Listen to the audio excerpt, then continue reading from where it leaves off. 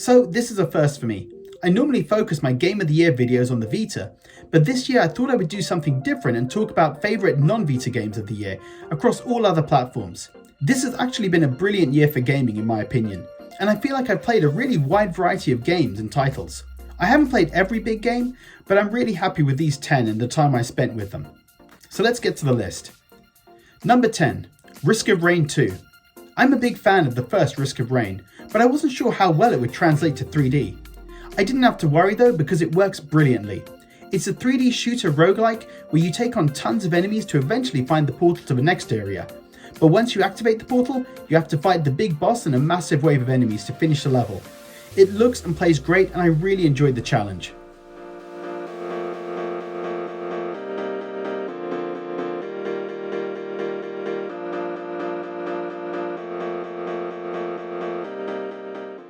Number 9, Curious Expedition. I should say now there are a few roguelikes on this list, and Curious Expedition is probably the most unique of them. You undertake expeditions to different lands for fame and treasure. It doesn't look like much, but there's a great sense of discovery and you never know what you're going to encounter next or how your decisions will impact future events. That for me made it so much fun and had me excited to play more.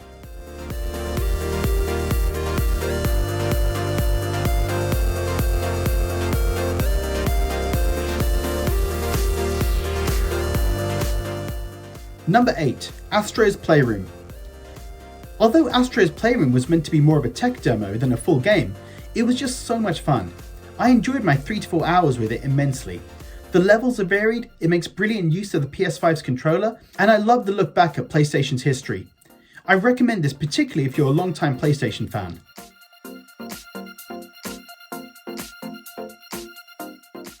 Number 7, Streets of Rage 4. I loved Streets of Rage 2 back on my Mega Drive. I can't remember how many times I played through it, and so I was super excited for Streets of Rage 4 as soon as it got announced. The gameplay is brilliant, as are the graphics and the music, but being able to play it co-op with my kids made it one of the most fun experiences I've had this year. It's got some really memorable boss battles, and I loved unlocking the old school characters.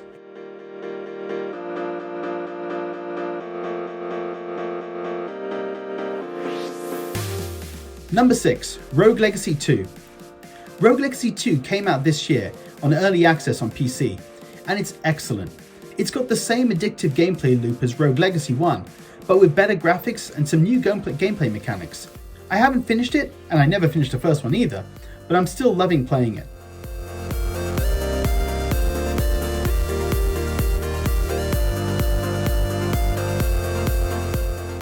Number 5, Miles Morales Spider-Man. Spider-Man on the PS4 was awesome, and Miles Morales had the same awesome gameplay, but with a more fun protagonist and a shorter story, which I actually found to be the perfect length. The first game's story did feel like it dragged at times, in my opinion. Swinging around the city was just so much fun, and I loved all the random side missions.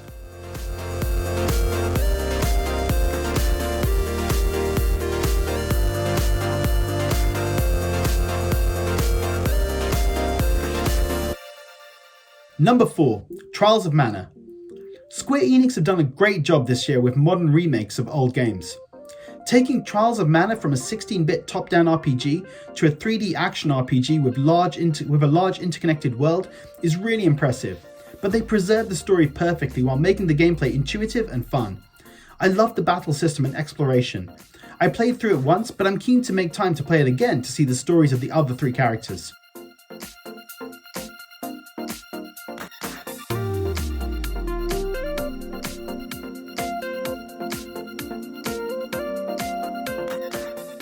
Number 3, Final Fantasy VII Remake.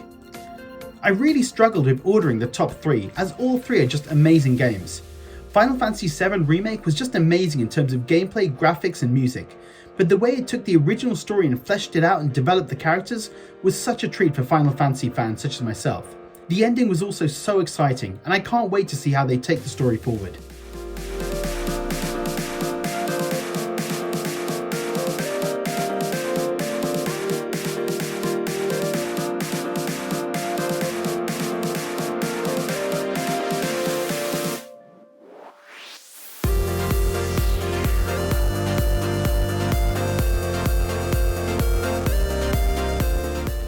Number 2, Genshin Impact. I played Genshin Impact on my phone, and even though I'm playing it on the worst version of the game, I've still loved it. It's a lot like Breath of the Wild in terms of gameplay, but the story, the characters, and the variety of activities and goals makes it, in my opinion, a better game than Breath of the Wild.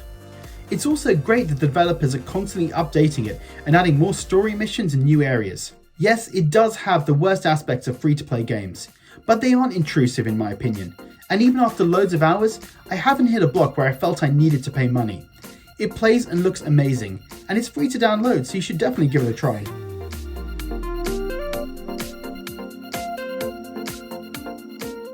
Honourable mentions.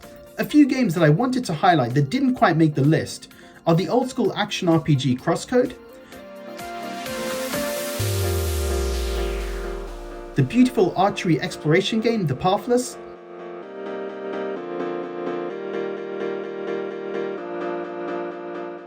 and Demon's Souls, which I'm loving, but I'm only around 20% through, so I thought I wouldn't include it in the top 10.